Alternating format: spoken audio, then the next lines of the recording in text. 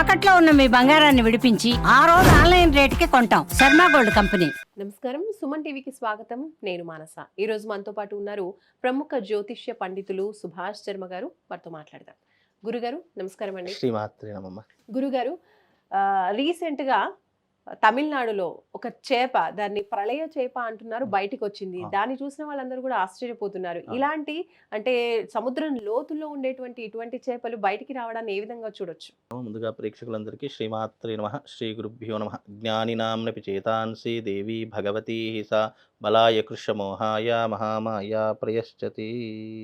ఇక్కడ ఎప్పుడైతే ఈ యొక్క సృష్టిలో భూకంపాలు, సునామీలు లేదా ప్రళయాలు ఏదైనా వచ్చినప్పుడు కొన్ని సంకేతాలు రావడం జరుగుతుంది. ఏదైతే వచ్చేటప్పుడు ఇలాంటి సంకేతాలు ఎలా వస్తాయనంటే, ఎప్పుడైతే ఈ యొక్క తమిళనాడులో వచ్చినటువంటి ప్రళయ చేప అనేటటువంటి ఎందుకు వచ్చిందంటే, సముద్రపు చాలా లోతులో ఉండేటటువంటి చేపలు ఇవన్నీ కూడా. ఇది చాలా అంటే ఒక లబ్బర్లా ఎలాగైతే సాగుతుందో అలా ఉన్నటువంటి చేప. ఇది వెండి రంగులో ఉండేటటువంటి చేపగా, అంటే ఎండ తాకిడి పడితే ఇది ఒక వెండి ఎలాగైతే మెరుస్తూ ఉంటుందో అలా మెరిసేటటువంటి చేప ఇది. ఇది చాలా అంటే ఇలాంటివి దొరకడము, బయటపడడం చాలా అరుదు. అవి ఒకవేళ దొరికాయి, అవి సముద్ర తీరానికి వచ్చాయి, బయటపడ్డాయి అంటే అవి తప్పకుండా ప్రళయానికి దారి తీసేటటువంటి సూచనలు జరిగేటటువంటి అవకాశాలు ఉన్నాయని అది ముందుగానే సూచించేటటువంటి. ఎందుకంటే ఎప్పుడైనా గుర్తుపెట్టుకున్న, భూకంపాలు వచ్చేటప్పుడు మొట్టమొదటిగా ఈ యొక్క సముద్ర గర్భంలో ఉన్నటువంటి భూమి కంపిస్తుంది. కంపించినప్పుడు అది ఏమవుతుంది అని అంటే గనక, ఈ చేపలనేటటువంటివి అవి భూమి లోతులు అడుగు భాగంలో ఏవైతే ఉన్నాయో అవన్నీ కూడా బయటకు రావడము, లేదా అవి సముద్ర తీర మట్టానికి రావడము, ఇలా వలలో ఇరుక్కోవడం, ఇలాంటివి చాలా మట్టుకు జరుగుతుంది. ఎప్పుడైతే అది భూమికి తాకిడి అంటే భూమి పైన రావడం జరిగిందో అప్పుడు తప్పకుండా ఏదో ఒక భూకంపము, సునామీ లేదా ప్రళయము ఇలాంటివి వచ్చేటటువంటి సూచనలు ఉన్నాయని సంకేతంగా ఇవి భావిస్తూ ఉంటారు. ఇవి ఎక్కువగా ఈ మధ్యకాలంలో మీరు గతంలో చూసుకున్నది 2011లో జపాన్లో ఇలాంటి చేప ఒకటి రావడం జరిగింది. అది వచ్చిన తర్వాత కొన్ని రోజుల తర్వాత ఇలాంటి భూకంపము, సునామీ లాంటి ఒక ప్రళయం రావడం జరిగింది. అంటే అప్పుడు చాలా మంది ఏం విశ్వసించారంటే, అంటే ఇలాంటి అరుదైనటువంటి ఈ మత్స్యం ఏదైతే ఉంటుందో ఇది భూమి మీదకి రావడం వల్ల ఏదో ఒక ప్రళయం రాబోతుంది అని సూచికగా ఇలాంటి ఒక నియమం అనేటటువంటిది ఏర్పడింది. ఇప్పుడు కూడా తమిళనాడులో దొరికినటువంటి ఈ చేప మళ్ళీ భూమి మీదకి రావడం వల్ల తప్పకుండా దీనివల్ల విపత్తులు జరుగుతాయి అని శాస్త్రం చెప్తుందమ్మా. గతంలో కూడా మనం కొన్ని అనుకున్నాము. ఎప్పుడైతే షష్టగ్రహ కూటం వచ్చిందో ప్రళయాలు జరుగుతాయి అని చెప్పేసి అనుకున్నాము. అలాగే భూమి మీద విపత్తులు జరుగుతాయి, సునామీ లాంటివి వస్తాయని చెప్పి గతంలో కూడా మనం చెప్పుకోవడం జరిగింది. అలాంటి ఒక సూచనే మళ్ళీ బయటపడింది. దీని గురించి వంగ గారు కూడా 6 నెలల క్రిందటే తన యొక్క బుక్ లో కూడా రాసుకోవడం జరిగింది. వంగబాబా గారు తన యొక్క గ్రంథంలో రాసుకోవడం జరిగింది. అలాంటి సూచనే మళ్ళీ ఇప్పుడు జరగడం జరిగింది అంటే తప్పకుండా ఇది ప్రళయానికి దారి తీసేటటువంటి సంకేతంగా భావించుకోవచ్చు. ఎన్నో రకాలైనటువంటి ఈ అరుదైనటువంటి చేపలు భూమి మీదకి రావడం కూడా చాలా కష్టం. ఇప్పుడు ప్రళయ చేప ఏ రకంగానైతే ఉంటుందో అలాగే కూర్మం కూడా ఉంటుంది. ప్రళయ కూర్మము అని అంటాము. ఇది మామూలుగా ప్రళయము వేరే, మహాప్రళయం వేరే. ఇప్పుడు ఈ వచ్చేటటువంటి ఈ చేప ఏదైతే దొరికిందో ఈ యొక్క చేప దొరకడము మహాప్రళయానికి దారి తీస్తుంది. అలాగే ఇంకొక కూర్మము కూడా ఉంటుంది, అంటే ఈ యొక్క తాబేల్ లాంటి కూర్మము, అది కూడా మహాకూర్మము అని చెప్పేసి ఉంటుంది. మహాప్రళయ కూర్మము అని చెప్పేసి ఉంటుంది. అది సముద్రములో అది అసలు ఎవరి కంటికి కనిపించినటువంటి కూర్మము.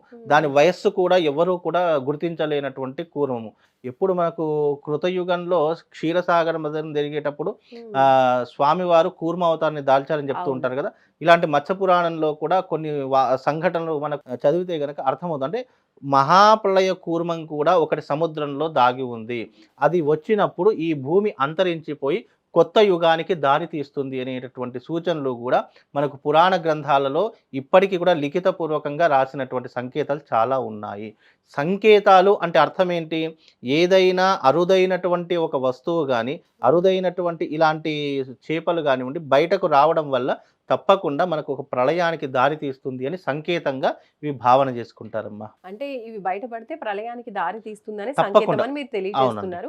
అంటే అంటే ఇంకో రకంగా ఏ విధంగా చూడొచ్చు? ఒకవేళ భూతాపం పెరిగిపోవడం వల్ల కూడా ఇలాంటివి జరుగుతాయని మనం అనుకోవచ్చు అంటారా? తప్పకుండా. ప్రళయం ఇప్పుడు సృష్టిలో జరిగేటటువంటి ప్రతి ఒక్క దానికి కార్యకారణ సంబంధం లేకుండా ఏది జరగదు. గ్రహాల యొక్క గమనం ఏ రకంగానైతే మనకు సంకేతాలు అనేటటువంటి పంపించడం జరుగుతుందో అది భూమి మీద ప్రళయ తాండవం చేసి ఇలాంటి సంకేతాలు మనకు కనిపించేలా చేస్తుంది. అలా సంకేతాలు కనిపించినప్పుడు ఏమవుతుంది, దీనివల్ల మనకు ఇప్పుడు కొన్ని కొన్ని ఎలా ఉంటాయంటే జరగబోయేటటువంటి మన సిక్స్త్ సెన్స్ ఏదో ఒక రూపకంగా హింట్ ఇస్తూ ఉంటుంది. అవును. అది పశుపక్షాదుల రూపంలో కావచ్చు, ఇంకా మనుషుల రూపంలో ఏదైనా ఒక రూపంలో మనకి హింట్ వస్తూ ఉంటుంది. అంటే అప్పటికి మనకు చెప్తుంది ఏదో చెడు సంఘటన జరిగేది ఉంది జరుగుతుంది. ఉంది. అలాగే దీంట్లో కూడా ఏమవుతుంది అంటే ఈ ప్రళయ చేప అనేటటువంటి బయట పడడం వల్ల తప్పకుండా దీని యొక్క పరిణామం తీవ్రంగా ఎదుర్కొనేటటువంటి సమస్యలు కూడా భవిష్యత్తులో జరిగేటటువంటి అవకాశాలు ఉంటాయి. ఇంకా రాబోయే 3 నెలల్లో తప్పకుండా మన యొక్క ఈ యొక్క భారతదేశానికి ఒక ముప్పు అనేటటువంటి తప్పకుండా జరిగేటటువంటి దాఖలాలు కనిపిస్తున్నాయి. ఆల్రెడీ మనం గతంలో భారత్ పాక్ మధ్య యుద్ధం జరిగింది. తర్వాత ఉక్రెయిన్ వచ్చింది. తర్వాత రష్యా, జపాన్ ఇలాంటి ఒకటి ఎలాగైతే ప్రారంభం అవుతున్నాయో మళ్ళీ ప్రళయం కూడా అలాగే ప్రారంభమయ్యేటటువంటి సూచనలు కనిపిస్తున్నాయి. మన గతంలో 2012లో యుగాంతం అనేటటువంటి ఒక సినిమా వచ్చింది. అవును. అప్పుడే యుగాంతం అప్పుడే జరుగుతుంది అని యుగాంతం అనుకున్నారు. జరిగిపోతుంది, అయిపోతుంది అని చాలా మంది భయపడిపోయారు. అవును. అంటే దీని యొక్క సంకేతాలు ఎలా ఉంటాయి అని అంటే గనక ఏదైనా మనకు ఇలాంటివి బయటపడినప్పుడు తప్పకుండా జరిగేటటువంటి సూచనలు కనిపిస్తాయి. మరో 3 నెలల్లో తప్పకుండా భారతదేశానికి మరొక ముప్పు పొంచి ఉంది. అంటే ఇది దీనివల్ల అని కాదు, అది గ్రహ సంచారం వల్ల జరిగేటటువంటి సూచన. ఇది కూడా బయటపడింది కాబట్టి ఇది కూడా ఒక కారణంగా సంకేతం. చెప్పుకోవచ్చు. ఎందుకంటే 2011లో అది జపాన్‌లో బయటపడ్డప్పుడు ఒక ప్రళయం అనేటటువంటిది రావడం జరిగింది. మళ్ళీ ఇప్పుడు 2025లో మళ్ళీ ఇది బయటపడింది. మళ్ళీ దీని యొక్క పరిణామం అనేటటువంటిది ఏ రకంగా మనకు భూకంపం వస్తుందా, సునామీ వస్తుందా అనేటటువంటిది వేచి చూడాల్సిందే తప్ప అది ప్రకృతి నిర్ణయించడం జరుగుతుందమ్మా. ఎలాగైతే మనిషి పుట్టుక నిజమో చావు కూడా అదే రకమైనటువంటి నిజం. ప్రకృతిలో జరిగేటటువంటి వైపరీత్యాలు ఇలాంటి భూకంపాలు, సునామీలు అనేటటువంటివి ఆపడం ఎవరి తరం కాదు. అది ప్రకృతిలో జరిగేటటువంటి మార్పుకి ఒక కారణం అవుతుందే తప్ప ఇలాంటివి వస్తూ ఉంటాయి, పోతుంటాయి. ప్రకృతిలో జరిగేటటువంటి మార్పుకి సమాధానం జరుగుతుంది. అంటే మనకు ముందుగానే భగవంతుడు కొన్ని సంకేతాలు ఇచ్చినప్పుడు మనం అలర్ట్‌గా ఉండడం, మనం జాగ్రత్త తీసుకోవడం యొక్క అర్థమే తప్ప దీంట్లో ఇదేదో చాలా మంది ఏమనుకుంటారంటే ఇలాంటివి భయపెట్టడానికి చెప్తున్నారు, లేదా బాధ పెట్టడానికి చెప్తున్నారు, ఇలాంటివి ఏమీ జరగవు అని చెప్పి చాలా మంది కొట్టి పరేస్తూ ఉంటారు. మనం మాట్లాడుకున్నప్పుడు ఇవి జరగవు కాబట్టి చాలా మంది దీన్ని లైట్‌గా తీసుకుంటారు. మనం మాట్లాడుకున్న తర్వాత ఒక వారం 10 రోజులకో, 10 రోజులకో లేదా ఒక నెల తర్వాత జరిగిన తర్వాత అప్పుడు ముందే చెప్తే బాగుండేది కదా, మేము జాగ్రత్త తీసుకునే వాళ్ళము అని చెప్పి అప్పుడు దాని గురించి ఆలోచన చేయడం మొదలు పెడతారు. గతంలో కూడా చాలా వీడియోలు చేశాము. ఇట్లాంటి భూకంపాలు వస్తాయి, ప్రళయాలు వస్తాయి, జన నష్టం జరుగుతుంది, ఆస్తి నష్టం జరుగుతుంది అని చెప్పేసి ఎవరూ పట్టించుకోలేదు. ఎప్పుడైతే ఫ్లైట్ ప్రమాదం జరిగిందో అప్పుడు పట్టించుకోవడం మొదలు పెట్టారు. మళ్ళీ ఎక్కడైతే మన బ్యాంకాక్‌లో సునామీ వచ్చిందో అప్పుడు పట్టించుకోవడం మొదలు పెట్టారు. మళ్ళీ ఇలాంటి నష్టాలు తప్పకుండా జరిగేటటువంటి సూచనలు మళ్ళీ భవిష్యత్తు కాలంలో రాబోతున్నాయి. ఇప్పటి నుండే ప్రజలందరూ చాలా అప్రమత్తంగా ఉండాలి. దీని యొక్క ప్రభావము సునామీ రూపంలో వస్తుందా, లేదా భూకంపం రూపంలో వస్తుందా, వ్యాధి రూపంలో వస్తుందా? ఆల్రెడీ కరోనా అనేటటువంటి ప్రారంభం అయ్యింది. దాని యొక్క సంకేతాలు ఇంకా మనకు కనిపిస్తూ ఉన్నాయి. దీని యొక్క విపత్తు ఏ రకంగా వస్తుంది అనేటటువంటిది భగవంతుడి యొక్క ఆధీనంలో ఉంటుంది. తప్పకుండా విపత్తు అయితే జరిగి తీరుతుందమ్మా. ధన్యవాదాలు గురుగారు. నమస్కారం. శ్రీమాత్రే. సో చూస్తున్నారు కదండి, గురువు గారు తెలియజేస్తున్నారు ప్రళయ చాప దర్శనం ఏదైతే భూగర్భం లోపల మనకి సముద్రం లోపల ఉండేటువంటి ఇటువంటి చాపలు బయటపడడం వల్ల అంటే ప్రళయానికి సంకేతమే అని చెప్పి గురుగారు కూడా తెలియజేస్తున్నారు. అప్రమత్తంగా ఉండాల్సిన అవసరం కూడా ఉందని తెలియజేస్తున్నారు. చూస్తూనే ఉండండి సుమన్ టీవీ. నమస్తే.